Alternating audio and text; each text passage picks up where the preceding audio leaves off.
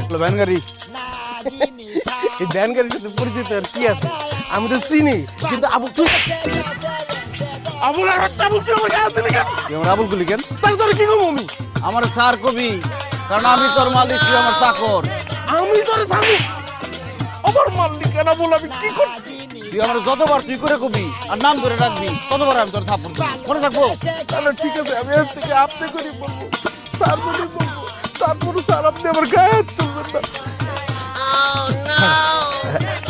আপনি এখানে নিয়ে আসছেন কেন আমাকে?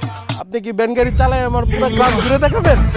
ওরে ফকির নিশু, মনে হচ্ছে বিদেশ থেকে আমার বোন জামাই আইছে, তার ভ্যান গাড়িতে করে সারা গ্রাম ঘুরে দেখাও। নাম এখান থেকে তুই চালাবি। আমি ভ্যান গাড়ি চালাবো? What the hell are you talking about? Bangla কথা বুঝছ না? তুই এখন থেকে আমার চাকর, আমি তোর মালিক। আমি তোরে যা কমু তাই শুনবি। এখন থেকে তুই ভ্যান গাড়ি চালাবি আর প্রত্যেকদিন 500 টাকা করে আমার জমা দিবি। যদি একদিন টাকা জমা না দেস তোর লাত্তি মেরে বাড়ি থেকে বাইর করে দিবি। কিন্তু Abul, sorry sorry sir sir sir sir ভুল হয়ে গেছে স্যার।